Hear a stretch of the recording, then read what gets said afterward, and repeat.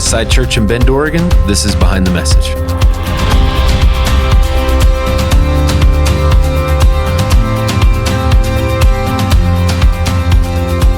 In this podcast, we take you behind what we teach here at Westside. I'm Ben Fleming. And I'm Evan Earwicker. Hi, Ben. Hey. Good morning. Hi, Lindsay. Hello. Lindsay with her own camera. Look at my cool setup, you guys. She's finally joined the pod. Hooray. So we know it's a little cliche. You have a couple, middle-aged guys doing a podcast, and then they cut to the producer off camera. Their young producer off camera. Yeah. So we thought, we should get a camera for Lindsay. Just kidding. I'm middle-aged too. Well, I think there's been discussion about having you at the table. I think you pushed back on that harder than anybody. Yeah, I don't enjoy being on camera at the table, but alas, here we are. Now you're on camera in the corner. Yeah. There's a sense of safety and individualism over there, I think.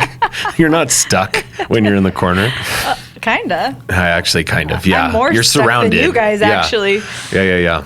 So we, speaking of middle-aged, we had this moment where we discussed something you said. Oh my gosh. You were referencing a conversation that happened about how we're the adults in the room, basically, here at the church now, and there's a little bit of imposter syndrome where it feels like certainly we're not the ones, Totally. There's somebody else, right? That's going to make the decisions, and the point was great. At some point, you and us had this conversation where the point was made, like, no, we're the ones. Yeah. It's time to lead. Yeah. But you referenced how Lindsay said that we're basically in our 40s. I think I said we're in our 40s. You said what that she said. said that Right. we're in our 40s. Right. Which I none of us would are. Never. Right.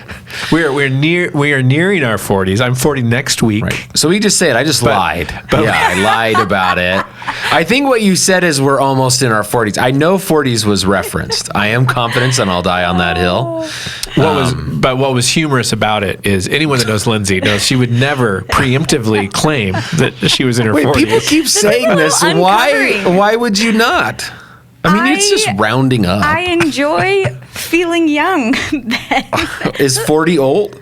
Okay, well, you're backing me into a corner here because No, you put yourself in that corner. You painted it and you decorated it all on your own. I'm sure we have many people in their 40s. 40s it's a great decade. There's nothing wrong with being in your 40s. I'll embrace it when I get there. Sure. Yeah. The point is, I am not there. Right. Yeah, and nobody's saying like, oh, people in their 40s are so old. It's just no one at 55 is like, I'm basically in my 60s. No one rounds up. No one rounds up. Well, Ben rounds up. That's totally fair. Yeah, that's totally fair. I understand that. I like it, so I do actually come from the perspective of I prefer people to think I'm older than I am.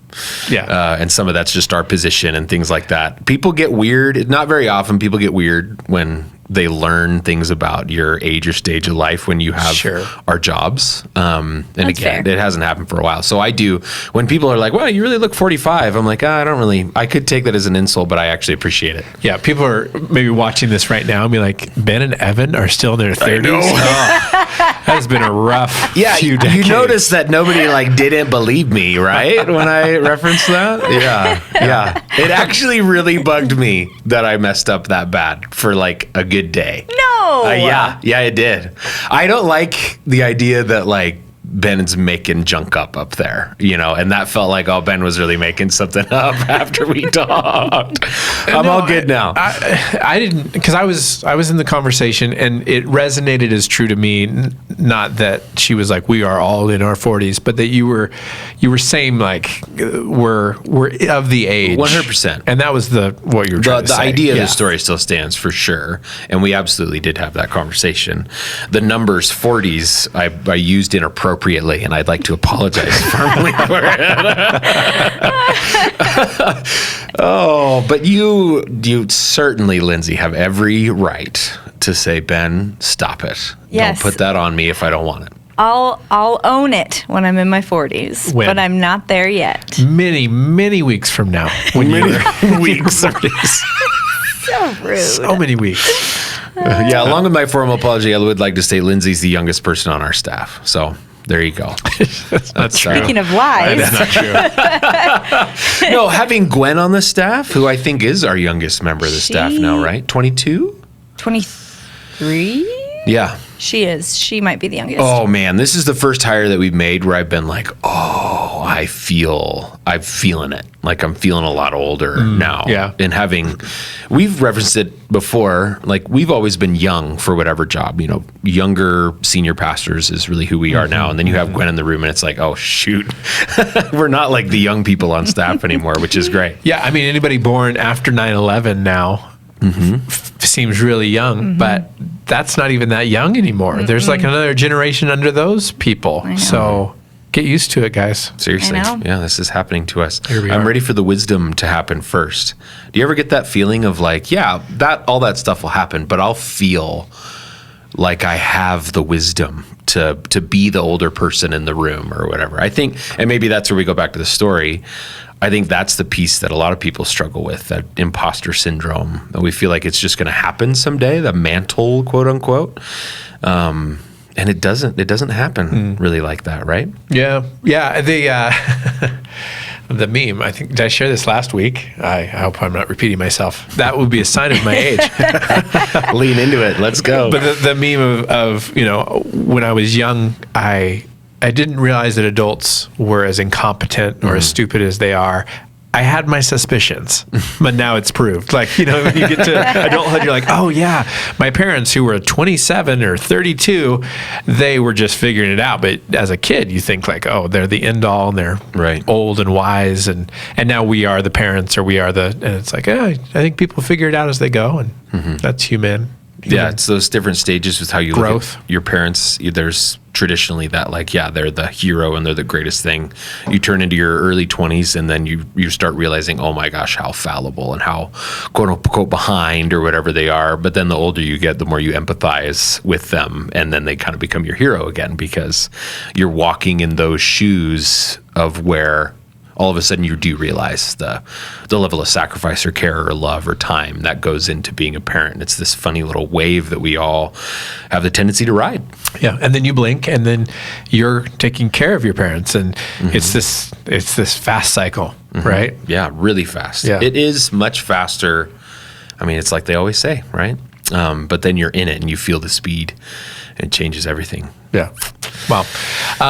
So speaking of age, we talked about the rich young ruler in your message on Sunday, which is it's an interesting moment in, I think most of the Gospels tell the story. At least Three of them. John, Mark, and And Luke. Yeah. And the story of this influential, successful, got it all together, moral, religious young guy that wants to check off another thing on his list of having it all together, which is to kind of get Jesus's stamp of here's how you have eternal life. And what was your take on kind of the context of this as you read it? What brought this guy to Jesus? Any thoughts on that in the story? Yeah, I reference in the teaching that it seems as though the rich young ruler, in trying to gain wisdom, right, has accomplished all these things at such a young age and has that feeling like a lot of us do, if not all of us. But I would say, especially people that I've talked to that have achieved, quote unquote, big success or the desirable things of the world, they get to this suspicious place of life where they go, I still feel like something's missing. And my suspicion is that's where the rich young ruler is at, because he comes to Jesus. He can access all these different rabbis, but of course, Jesus is kind of the hot topic one at the time. But he goes to him and he asks him a very basic question, a question that rabbis use all the time in framing their own teachings. They would say, how do we get into the kingdom of heaven? How do we obtain the kingdom of heaven? And then they would teach from there. And so he asks him that question, I think hoping to get a new practice or a new thing that he can kind of add to the repertoire in order to say, okay, I haven't really thought about that, but I want something new is what he's looking for, because he's been through already all the old things and he's found success, and yet he still finds himself looking for something more, but ultimately unwilling to sacrifice the thing that Jesus encourages him to sacrifice to find that thing, right? And what seems like it resonates so much with our culture now is this idea of that my faith or my religion or my Jesus is a really nice way to round out my life. And this is when I read this story or hear you preach it, I'm like, oh man, I feel that, where I want to have the stuff, and I want to have the success, and I want to have all the pieces that make a good life. And also Jesus would be a nice add to that too. And wouldn't that be great to feel like I've kind of conquered, my spirituality too. Spirituality, right? Yeah. I think this rich young ruler could go into that area of a lot of spiritualism today. It's a lot of people feel spiritual and they want to go on journeys and discover themselves, or have all these experiences that I actually think in a lot of ways are really great. But it is kind of this obtaining still. It's a gathering, just like we do finances or safety. I'm going to gather spirituality. I don't really want to follow something or sacrifice for something, but I'm just going to gain as many things as I can and believe that that's going to translate to a better feeling in my soul and not just my bank account, which Right. of course isn't necessarily true. And I think the rich young ruler, you could say, when you compare him to modern times, might be the closest thing to what we have to a lot of young people today, in that they have access to just about everything. They can do lots and lots and lots of things. But we have this like anxiety and depression epidemic. And you even see the rich young ruler, when actually faced with an opportunity to go ahead and follow after Jesus, goes away sad and grieving because, well, I can't give up all of these things to actually find this real, true life that I'm after. So there's some interesting parallels, between maybe more than some of the stories that you find in the gospel. Right. It reminds me of a story I heard several years ago. My cousin was the chaplain for the Seahawks for a couple seasons. And one of the first times he talked with Pete Carroll, excuse me. No, it's great. Who's Pete Kelly? That is a famous person. I do not know, though. That name rings true in my mind, too. Anyway, Pete Carroll. This is what happens when I tell a Seahawks story. So he met with Pete Carroll, and they were talking about faith, and they were going to do a chapel for, whichever the team members wanted to join in. And Pete Carroll, I think it was an offhanded remark, but he's like, when it comes to faith, they were talking about this, he's like, I just want us to win everything. And I want it to be with our faith too. I want them to, and it was this idea of like, we are champions in everything we're doing, and faith is one more thing that we want to be champions at. Yes. So can you do this for us? And always compete is Pete's. That's funny. Is Pete's thing. Yeah. Always compete. Yeah. And so this idea of if we arrive at this upper echelon of the human experience, well, our spirituality has to be, competitively good as well. And Jesus comes into this guy who is kind of in this category, right? And he's like, slow clap for all the things you've done right.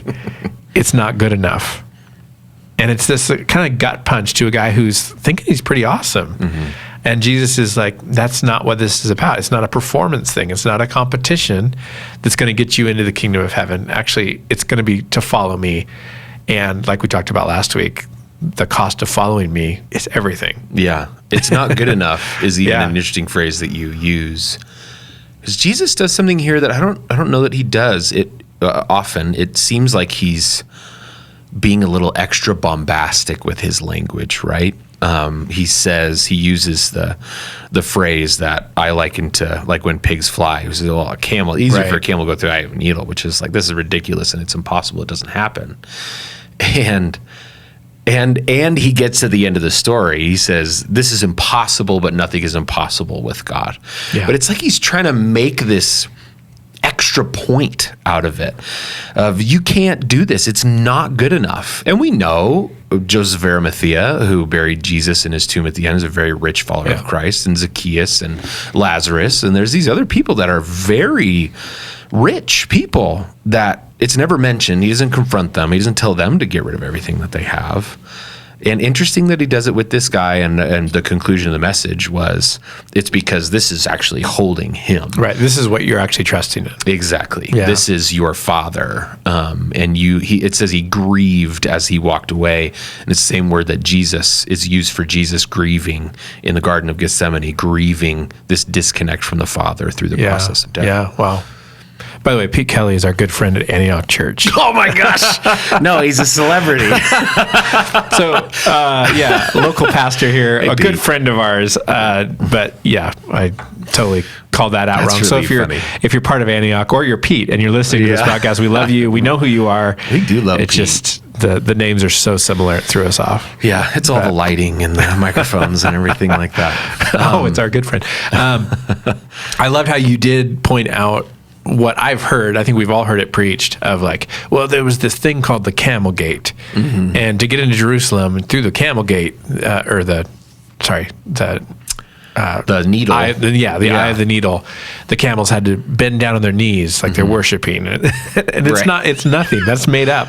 That is not true. There's no such thing. I literally went through, granted, I guess all the people that I trust, and there's no confirmation. It's made up. That is a thing. Yeah. It seems honestly very like late 90s evangelicalism did that. Yeah. And it's so revealing that has been a thing in church preaching, that like, oh, there is a way actually that you can trust in your riches and still be good with God. It just takes a lot of work. And that is so opposite of the point Jesus is making, where it's, hey, it is impossible to trust your stuff and to follow me. So you choose. And the fact that we would even conjure up these, mental gymnastics to let us love our stuff more than Jesus and still be good with him tells you how much this stuff has us still, It's fascinating. And he's not pulling the punch, right? It's really, this is a hard teaching from Jesus, because he's looking at him and saying, this is impossible. He's looking at the disciples and saying, this is impossible. Yeah. And then he goes away sad. And then he said, but nothing is impossible with God. So he's doing this thing where he's saying, my intervention, my miraculous nature, who I am, can come in and can change this completely. And it's impossible. He's not willing to do the camel through the eye of the needle thing that was made up of like, well, yeah, there's a process and it comes in the form of this storytelling and camels on their knees. And, he's doing both. He's holding both at the same time, which makes it a difficult teaching of Jesus. I think that we're asked to sit with in the full context of it and allow ourselves to wrestle with it, that Jesus says it's impossible. He does. He says that. And I think he means it. And he's full of grace and mercy and forgiveness, and is the one that bridges the gap for all of us in this. And it seems harsh, but it is a kindness to not let people think the thing that is not going to get them there might, and the metaphor that pops to my mind is like, you remember in the old photos of like people when they were trying to learn how to fly before actual airplanes were invented. And so they're putting feathers on their bodies and they have these wings and they jump off of little hills and flap their arms, and none of that is ever going to get you in the air. And it's a kindness to let them know. It is a kindness to not say, try, jump off that high place and see what happens. That's not a kindness, because it's not going to get the job done. I feel like that's what Jesus is doing, is like, don't half follow me and think that's going to get you. Either you're in or you're out, and that's for your sake. Go live your rich young ruler life or follow me, but it's going to be really hard for you to do both, because you think that stuff is what is the most important. And if, as long as you feel that way, as long as your trust is in that, you're not going to get there. So it's a kindness of Jesus that plays pretty harsh. And even I could tell, even as you're preaching it, we're all sitting there, many of us who have means, have resources, and it's a tough teaching, sitting in a room of majority rich people saying, there's no way, unless God steps in, that you get to heaven. Yeah, and have you ever, what a hard statement. When you teach, do you ever find yourself in this place where you feel like the text is hard, and you have two options? You can do the camel through the eye of the needle thing. Well, let me explain this for you and soften it up. And then a lot of times I feel like the text is hard for a reason, and I kind of want to pull that off the page and then put that atmosphere into the room so that we feel that tension, because I think Jesus taught it in this way, right? It's tempting to go through the Sermon on the Mount and have Jesus talk about, well, you've heard it said that it's supposed to be this way, but it's actually way harder. It's way more. If you even look at a woman the wrong way, that's committing adultery and not even having to sleep with her. And the crowd is going, this is insane. We've already felt totally crushed underneath the law. I know you're crushing us even further. But do you ever have that feeling of like, I want this to feel hard for everyone. I want us to wrestle and grapple with it right in real time. And we even talk between services, like what's a rich person? You know, by definition, when you look at the world, everybody in the room is rich. But there's also some scholars and teachers out there that I listen to, they're like, it's important in the context of actually hierarchy. It's not even just about how much money do you have compared to the poorest people in the world. It's about where do you find yourself in your context that makes you feel like God, because the person making the least amount of money in Bend is rich compared to the rest of the world, but they don't feel like I am on top of the world and I run the show. And I think that's the thing that Jesus is trying to pull out of the rich young ruler. I heard once that because of the rising cost of housing in Aspen, that the millionaires are getting bought out by the billionaires. Oh. And so there's this hierarchy, right? Of like, well, this used to be the playground for the millionaires. Now we got the billionaires. So now the millionaires are the ones on the bottom rung. And I'm not saying we should feel sympathy for the millionaires living in Aspen. I get it, yeah. But there's this idea of the billionaire with the biggest house now in Aspen.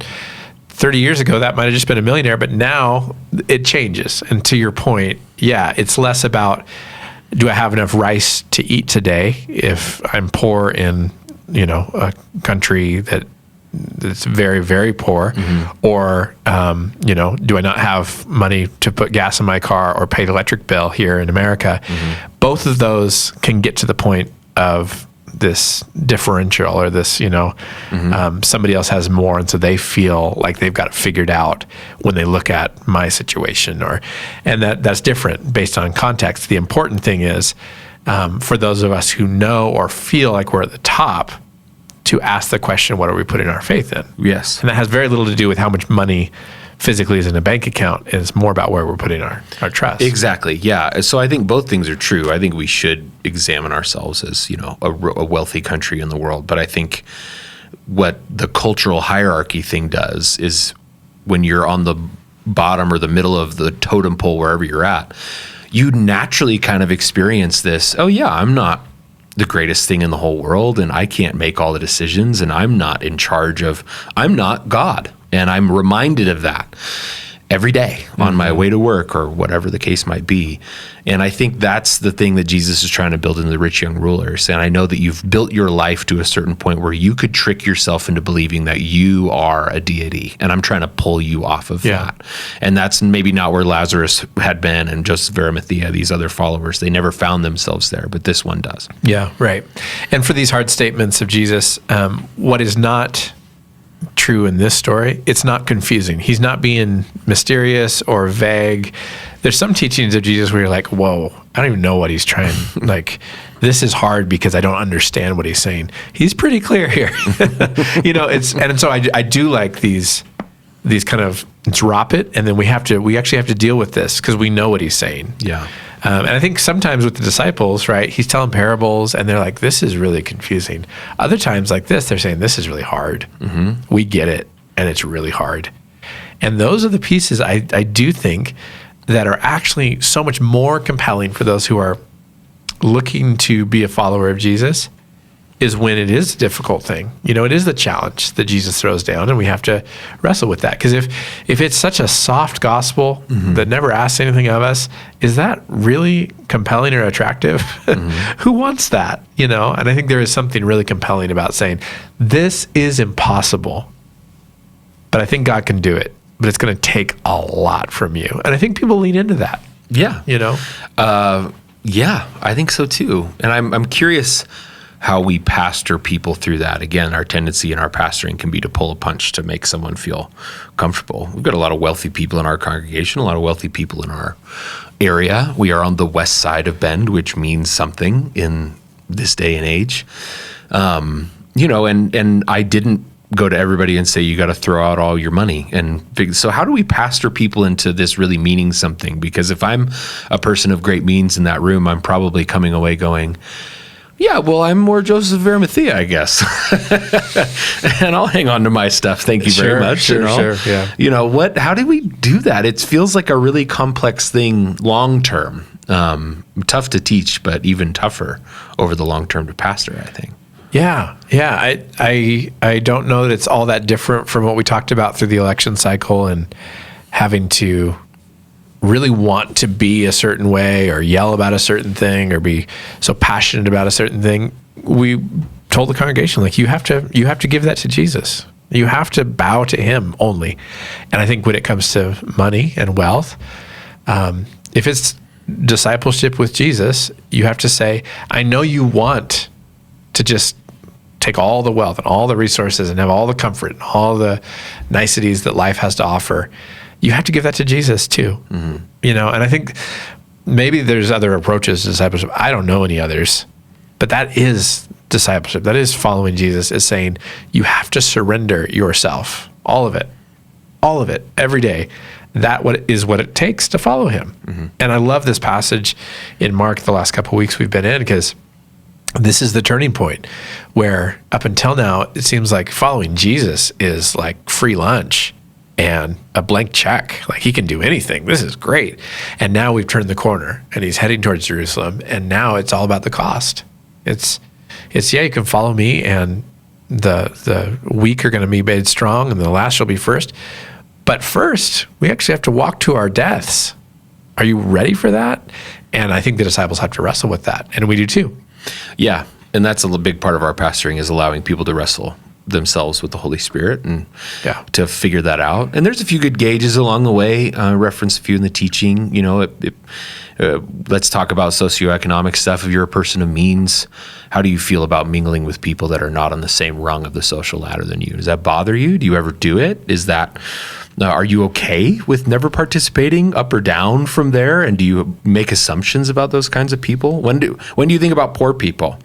Is it only when you feel like they're inconveniencing you or erecting tents in the middle of the off ramps and on ramps? Is that the only time, or is it others when you consider the broken or the less fortunate in the world than you? And then even within faith, we are a wealthy people. We believe in being able to follow after Jesus. How do we consider people that do not follow after Jesus, maybe are antagonistic toward his cause, that don't subscribe to the same morals and ethics than you do? How do you think of them? How often do you think of them, and in what context? And then I think we can see ourselves. Are we being discipleshiped, or are we holding on to our riches and wealth as a means to say that we're justified in how we live? Right. And the mind games we play to justify what is sometimes even like sinful behavior with how we hold our money, or the greed that we operate in. And we have wonderful, beautiful, clean ways to make it all okay. And I do feel like these teachings kind of cut through all that and say, no, I know you have good reasons why you're not going to help somebody on the street, because that enables cycles of, dependency and all that. Okay, all that's true. But you're hiding behind that. Yes. Right. To be a stingy, greedy, selfish person that looks nothing like the heart of Jesus. So if you can operate in the mercy and the generosity of Christ, and then tell me that this is why that's dependency and that's going to be bad, okay, that's great. I'll listen to that all day long. But when that is the shield that keeps us from having to be merciful or generous or kind, we will always have reasons why it makes sense, quote unquote, to not help, to not be merciful, to not give, to not follow Jesus. And at some point, we have to just realize that Jesus is asking us to lay those down too, right? Yeah. Yeah. And it's tempting to make just big, sweeping judgments even about this text. I understand why people, when we talk about politics, I understand why it's tempting to just say, we're going right and we're going to go hard at it because it's so simple. We're going to go left. And I've seen this text used to talk about eat the rich, basically. Yeah, this is Jesus hating rich people and saying, Jesus certainly pushes hard on them. And we're not pulling punches on the wealthy. But Jesus also creates an invitation to come and to follow after and to care for. Right. It's so tempting with all this stuff to just say, I'm going to go in this one direction. I'm going to go as hard as I can. The complexity in the middle of it is where the riches are, where the good things are. I referenced the Tim Keller quote that I had never heard. A few people had told me after the service, they were like, oh yeah, I remember hearing that 20 years ago. But him talking about the difficult things that Jesus teaches is hard candy, that you have to hold them in order to understand the sweetness. And if you bite on them, you'll break yourself. If you swallow them immediately, you won't digest. But to hold them, right? And what a beautiful picture of what I hope our church is doing and what I think it's doing. Because that's the real discipleship, not to just go ahead and make a massive judgment about a certain piece of text, but to hold it. Yeah.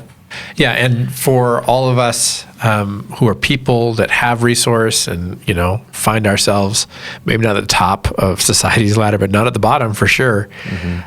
We have to wrestle with these moments where Jesus isn't saying like, the rich are going to have a hard time finding the kingdom, but also the poor. There's two sides to this. Not really. Like, right? Jesus is never coming down hard on the poor. Right. Ever. Oh, totally. And so there are times in our lives where we have to be like, yeah, there's not two sides to this. It's going to be harder for me, a person of wealth, to have genuine discipleship following after Jesus than it is for someone who's poor and knows that they're dependent on what they don't have from God, And so I don't know. I know people would probably, maybe this is prosperity teaching or whatever, make the case for like, well, the sign that you're good with God is that you have me. And so if you don't, that means you've done something wrong. That's actually not Jesus. That's not in there. And so I feel like, no, there's these moments where there's not two sides to this. You're going to have a harder time. And so you really are going to have to surrender some stuff to Jesus, more so than the person that has nothing. So how much of that comes from like really wanting to count stuff in our relationship with God? We want to count so bad. We love the idea of, I have all these children, they're all successful based on this metric. Our churches are successful because we have X amount of people, and that's the metric that we have in there. I think the money thing makes sense again, because we like the simple math equation of, I'm doing a good job. I've been praying a lot. I've been going through my practices. God's blessed me. Yeah, it's metrics that give us feedback, right? Oh, feels so good. And it just so rarely fits into the actual understanding the disciple of Jesus. Those metrics don't necessarily go hand in hand. Yeah, and it's comparison, right? Like if there was no other churches in town, we'd probably care less about counting how many people are at our church. If no one else had wealth and you were all living in a section of the world where poverty was the norm, maybe it would still matter, but it would probably maybe matter less if there wasn't these disparities. And so I think it is the comparison that we want to look side to side and make sure we're okay.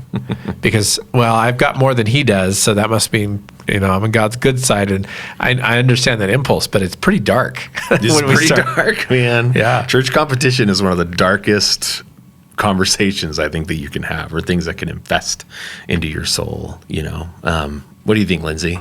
There are both sides to this entire thing that Evan and I are missing out on. No, I think you guys are hitting the nail on the head, and I agree with you. I think, our culture, our American Western society sets us up to think this way, to think in these types of metrics. The more people, the better. The more money, the better. The more success, the better. And when we look at the culture, the time that Jesus was coming from, I mean, yes, riches were obviously a thing, but it was just different. They had different mindsets about these types of things. And so I think as a people immersed in the water of this culture, we have a responsibility to become aware of our tendency to compare, to measure, to do these things, and to push back against it, because it's not the only way. It's just the only way we know. It's the water we swim in. So the Gospel of Mark, the story, it kind of gives us a visual of this idea of pushing against everything gets bigger and better and brighter and up and to the right.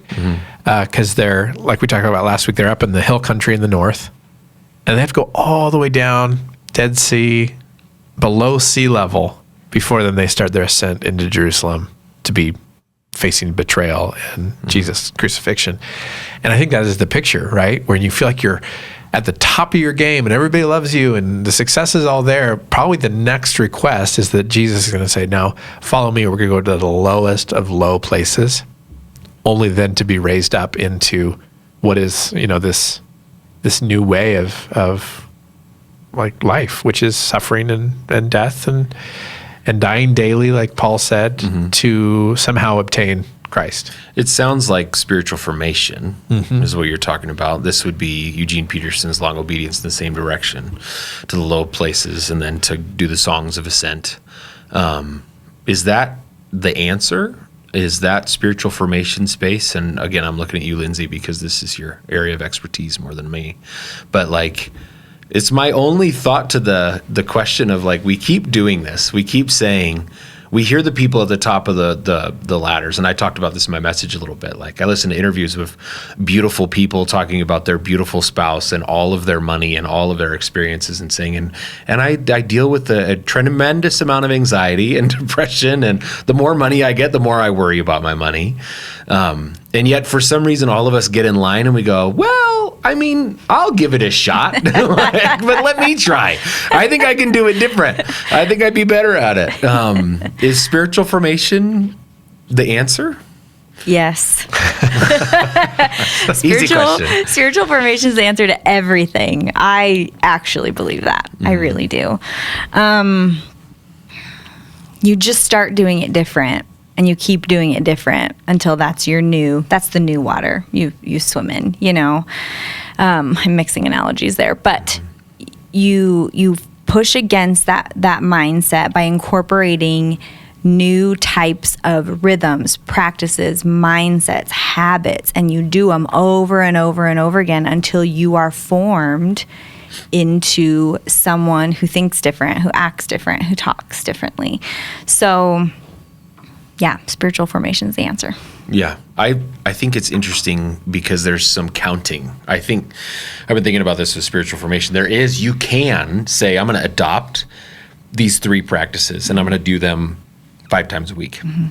So there is some counting, and there's like some discipline, which a lot of us like that. That doesn't just fit our own Christian spiritual community. That comes from the wellness community, or not comes from, but it exists in those spaces as well, right?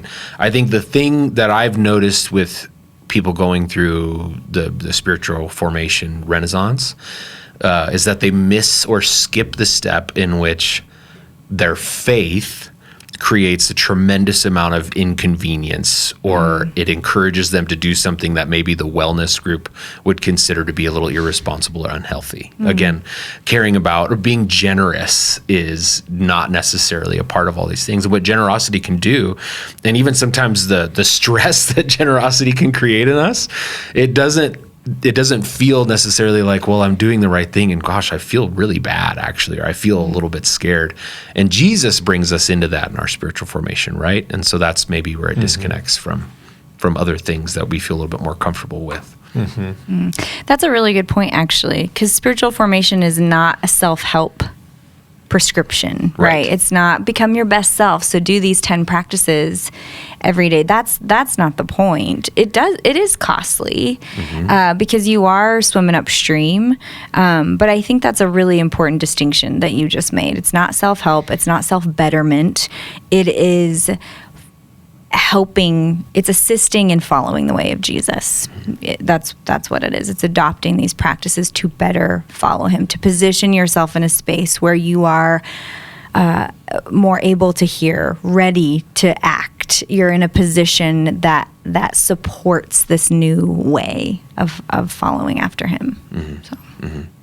So with spiritual formation, can we be formed through things that are pleasant, comfortable?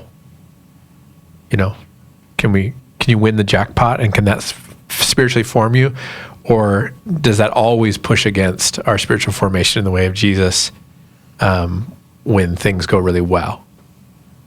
That's a good question. I think we're always being formed. So yes, those things can absolutely form you. I don't know. Oh man. I don't know that they form you pushing you to follow after Jesus. I think that feeds more of a self-sustaining, self-made, I'm not aware of my needs because all the needs are being met. So that actually speaks to your point of the wealthy have it harder, right? Because they aren't aware of as many needs. They're very self-sufficient. They have everything that they could want. So it's harder to lean into a dependency type of relationship with Christ. I don't know. Isn't it interesting when we talk about meeting the needs of people for good reason? We always talk about getting them out of dependency. And baked in that, I think, is an attitude for those of us who are, quote unquote, not dependent, is that we are self-made and self-sufficient. And if we could just get everybody else to be self-sufficient, wouldn't the world be a better place? And then Jesus comes in and he's like, actually, the only way to inherit eternal life is to be dependent and to realize that you're not self-sufficient. And so we have this like clash of ideology of what makes sense economically and just logically with the way of Jesus that says, you can't do it on your own, you won't do it on your own, and you'll destroy yourself trying. So give up the hope of that and fall completely on the mercy of God. And it's so antithetical to what we're even trying to create. Yeah. Even good people doing good work to try to get people, to stand on their own 2 feet. And Jesus is like, those 2 feet aren't going to hold you up, right? And falling on the mercy of God takes you to strange places, which is, again, I think where some of the disconnect happens from how we perceive spiritual formation sometimes, and how the wellness community again approaches things. And I wonder if one of the main things is boundaries. I even think about my own spiritual formation. Deconstruction was a part of that. Reconsidering, being thoughtful, contemplative. My prayer life has changed. A big moment in my spiritual formation was going to Scotland and doing a pilgrimage for 10 days. I've, through therapy and other forms of, mentorship and instruction, been like, well, here's some boundaries you have to create in order to have some health. And, but the thing is that Jesus continues to spend time with toxic and ignorant people that push him and challenge him in ways that they shouldn't, and still find himself with incredibly needy people. By intention, those are the people that he's even come to save and to be with. And I think sometimes we can just talk ourselves into, and maybe this is where it goes back to the rich young ruler. We talk ourselves into, I would love another practice that makes me feel like I am counting something and I'm making progress. But the thing is that while none of those things are necessarily bad in and of themselves, the journey with Jesus will pull you into all these different places still. Yeah. It doesn't take you away from that geography, but instead it shapes and forms your heart. And in the church calendar, we have Lent, which feels like, and maybe this is historically true or not, but it feels like it's 40 days baked in for spiritual formation. And for centuries, this is how Christians have treated this season of the year. Is that before we get to the resurrection, we're gonna sit in some formative practice and repentance and fasting, and these are spiritual practices that form us, so that we get to Easter Sunday and we can fully receive, fully say yes to this, unbelievably good news that Jesus is not dead, and remembering the story of the road to Emmaus, right? In Luke's gospel, where they don't understand, these 2 travelers don't understand exactly who they're walking with until the very end, and they realize, and it strikes them, the greatness of this news. And I feel like we want to get to those days post-Easter ready to walk with Jesus, and then realize like he was with us this whole time, and receive that with joy. And so these practices kind of prepare us, I think, for those encounters with Jesus that we're looking forward to on the tail end of these 40 days, which is so cool. That baked into our calendar, hopefully, we have these seasons where we focus on formation. And to be clear, I don't think spiritual formation leads us to these places. I think we lead ourselves into these places in the veil, under the guise of spiritual formation. I don't want to make it confusing for people that I think spiritual formation is bad. It's the thing. I love reading, especially the Eugene Petersons of the world, that explain spiritual formation through so many different lenses, and poetry and storytelling and theology.